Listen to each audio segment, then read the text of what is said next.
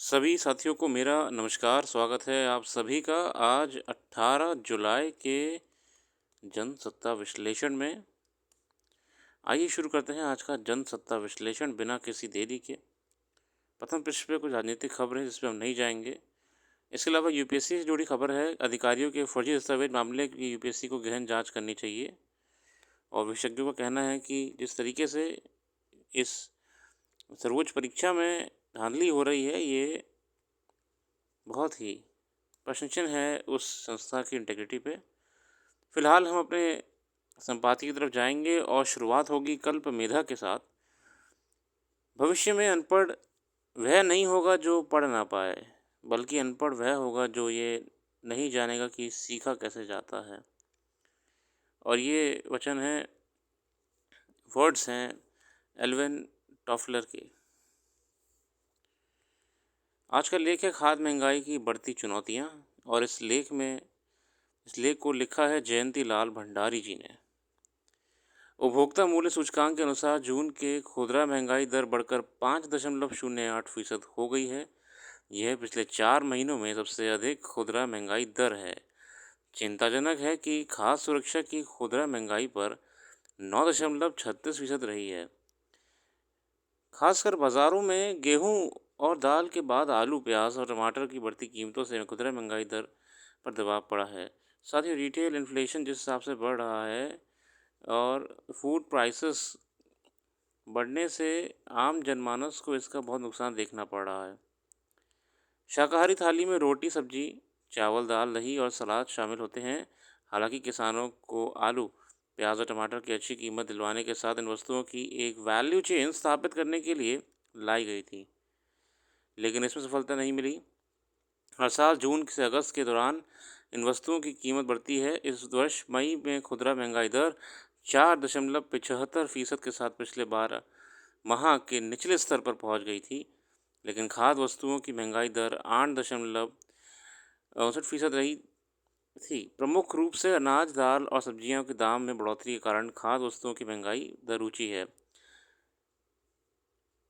Food prices आपकी अनाज, दाल, सब्जियों में होने के कारण हमें जो मार्केट में प्राइसेस में राइज देखने को मिल रहा है। अब मानसून के व्यापक बारिश हो रही है, इससे देश के कृषि क्षेत्र को मजबूती मिल सकती है। इससे कृषि विकास के साथ खाद्य महंगाई को भी नियंत्रित करने में मदद मिलेगी। गौरतलब है कि मौसम एजेंसी स्काईमेट और भारतीय रिजर्व बैंक ने कहा है कि इस वर्ष दक्षिण पश्चिम मानसून से अच्छे रहने से कृषि गतिविधियों में तेज़ी आएगी, ग्रामीण बाज़ारों में भी मांग बढ़ेगी। तो ये उम्मीद करी जा रही है कि देखिए अब मौसम ठीक होने से जो हमारा प्रोडक्शन होगा वो अच्छा होगा। निश्चित रूप से कृषि मंत्रालय को कृषि उपज की बर्बादी रोकने के लिए बहुआयामी प्रयासों से ग्रामीण भारत की उम्मीदों को खुशियों बदलने की दिशा में काम करना जरूरी है। संयुक्त राष्ट्र के खाद्य एवं कृषि संगठन FAO के खाद्य फसलों की बर्बादी संबंधी आंकड़ों में मुताबिक भारत में हर साल करीब 15% खाद्य उत्पादन नष्ट हो जाता है। FAO ने कितनी सही बात कही है कि कितना फूड आपके जो प्रोडक्ट हैं वो वेस्ट हो जाते हैं। स्थिति है कि लगभग 73% फल और सब्जियां उपज के बाद ही बर्बाद हो जाती हैं। कृषि भंडारण के बुनियादी ढांचे में सुधार, स्टोरेज, अगर हम स्टोरेज पे भी ध्यान देंगे, अगर हम कोल्ड स्टोरेजेस या फिर स्टोरेज एरियाज़ पे ध्यान देंगे तो लगभग हम 15% का जो लॉस हो रहा है ना प्रोडक्ट्स का, ऐसे ही पड़े पड़े या एडवर्स कंडीशंस में रखे बचा लेंगे। कृषि भंडारण के बुनियादी ढांचे में सुधार में कृषि उपज बाबर्दी बर्बादी को कम करने की मदद मिल सकती है। देश के करीब 92% शीत भंडार, कोल्ड स्टोरेजेस। देखिए कोल्ड स्टोरेज का इशू तो बहुत पुराना है। कोल्ड स्टोरेज की होने से ही अगर कोल्ड स्टोरेज रहेगा, बहुत सहूलियत रहने वाली है किसानों को फसलों के भंडारण को लेकर। 92% शीत भंडार गृहों का संचालन और स्वामित्व निजी क्षेत्र में है, जिनमें छोटे किसानों को सीमित मात्रा में कृषि फसलों का भंडारण महंगा भी होता है। इसलिए खाद्य भंडारण ढांचे में कमी का समस्या के समाधान के लिए सरकार के अधिक दखल और अधिक सब्सिडी सहयोग की ज़रूरत है, जहां एक देश में मौजूद शीत भंडार गृह क्षमता के एक बड़े हिस्से का इस्तेमाल ही नहीं हो पाता है। अच्छा, ज़्यादातर कोल्ड स्टोरेज से दिक्कत क्या आ रही है कि वो प्राइवेट हाथों में है, इसलिए फार्मर्स को महँगा पड़ रहा है। हमें इसमें काम करना है एग्रीकल्चरल इंफ्रास्ट्रक्चर पे।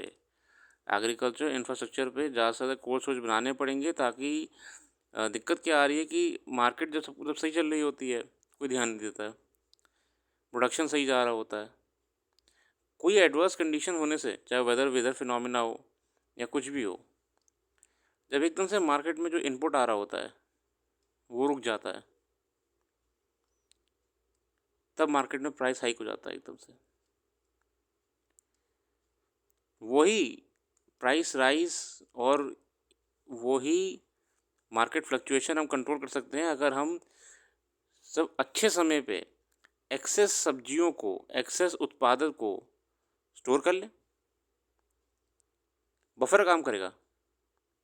और जब मार्केट में किन्हीं कारणों से, क्लाइमेटिक कारणों से, पर्यावरण कारणों से, किसी भी कारण से सप्लाई कम हो जाएगी, हम उसी समय अपना कोल्ड स्टोरेज से जितना बफर प्रोड्यूस होगा उसे रिलीज कर देंगे। मार्केट में स्टेबिलिटी आ जाएगी, मार्केट में स्टेबिलिटी रहेगी। प्राइस फ्लक्चुएशन तब होता है जब मार्केट में डिमांड सप्लाई में अनइक्वालिटी देखने को मिलती है, और कुछ बड़े खिलाड़ी इसमें पैसा कमा लेते हैं। तो ये भी एक अच्छा एनालिसिस है कि हम 15% तक का तो बचा ही सकते हैं अगर हम एग्रीकल्चर इंफ्रा पे काम कर लें। बहुत बढ़िया बात कही है इस लेख में। ज़रूरी है कि सरकार खाद्य फसलों को बर्बादी से बचाने और किसानों को उनकी फसल के लाभप्रद मूल्य की प्राप्ति हेतु 24 फरवरी 24 से प्रायोगिक रूप से शुरू की गई सहकारी क्षेत्र में दुनिया की सबसे बड़ी खाद्यान्न भंडारण योजना के कार्यान्वयन की दिशा में तेज़ी से काम करे। इसके तहत देश में खाद्यान्न भंडारण की जो क्षमता फ़िलहाल 1450 लाख टन की है, उसे अगले 5 वर्षों में सहकारी क्षेत्र में 700 लाख टन अनाज भंडारण की नई क्षमता विकसित करके कुल खाद्यान्न भंडारण क्षमता 2150 लाख टन किया जाने के लक्ष्य को प्राप्त करें। मतलब हमारा जो इस समय स्टोरेज का एक्चुअल डेटा है 1450 लाख टन का। सरकार को काम करना चाहिए कि समय रहते अब हम इसको बढ़ा दें और 2150 लाख टन पे ले आएं, हमारा काम हो जाएगा।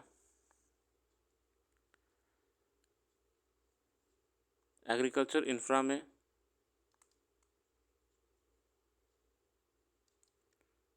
Cold storage availability.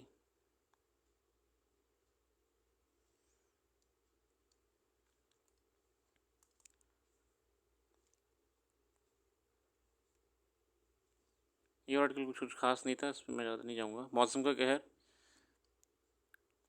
देश के कई इलाकों में इन दिनों लोगों को भारी बरसात की वजह से बाढ़ की त्रासदी झेलनी पड़ रही है। वहीं राष्ट्रीय राजधानी दिल्ली समेत कई क्षेत्रों में मानसून के बादल बरसने संकोच कर रहे हैं। नतीजन उमस भरी गर्मी से लोगों का हाल बेहाल है। ऐसे में सवाल ये आखिर मौसम प्रणाली में इस कदर असंतुलन क्यों पैदा हो रहा है। भारतीय मौसम विभाग की ताज़ा रिपोर्ट में कहा गया है कि उत्तर पश्चिम भारत में इस वर्ष जून का महीना 31 डिग्री सेल्सियस औसत तापमान के साथ वर्ष 1901 के बाद सबसे ज़्यादा गर्म रहा है। इस बीच दिल्ली में मई जून के बीच 32 दिन जैसे रहे हैं जब तापमान 40 डिग्री सेल्सियस के ऊपर रहा। वहीं पहाड़ी इलाकों के बादल फटने, मतलब ये देखिए, ये बड़ा क्लाइमेट वेरिएशन, वेदर वेरिएशन तो देखने को मिल ही रहा है हमें सब जगह पे। मौसम के इस बदलते मिजाज के पीछे जलवायु परिवर्तन के कारण माना जाता है। यूनिवर्सिटी ऑफ टेक्सास की ताज़ा रिपोर्ट के मुताबिक मौसम में आ रहे बदलाव जलवायु परिवर्तन के खतरों का संकेत हैं। बढ़ती वैश्विक तपिश से भविष्य में और भी भयावह परिणाम देखने को मिल सकते हैं। वैज्ञानिकों का मानना है कि मौसम में तेज़ी से हो रही बदलावों के पीछे कार्बन उत्सर्जन का बड़ा योगदान है। दरअसल पृथ्वी पर कार्बन उत्सर्जन बहुत तेज़ी से बढ़ रहा है, जिसका सीधा प्रभाव मौसम पर पड़ रहा है। हमने पहले भी कई आर्टिकल में जिक्र करा है कि कार्बन एमिशंस को समय रहते कंट्रोल करने की ज़रूरत है। इसको लेके सस्टेनेबल डेवलपमेंट गोल्स रखे गए हैं। इसको लेके नेट ज़ीरो एमिशन लक्ष्य रखा गया है। इसको लेके ही इलेक्ट्रिक व्हीकल पॉलिसीज़ लाई जा रही हैं। ग्रीन एनर्जी, ग्रीन हाइड्रोजन जैसी प्रोजेक्ट्स पे काम करा जा रहा है ताकि कार्बन एमिशंस कम से कम हो सकें।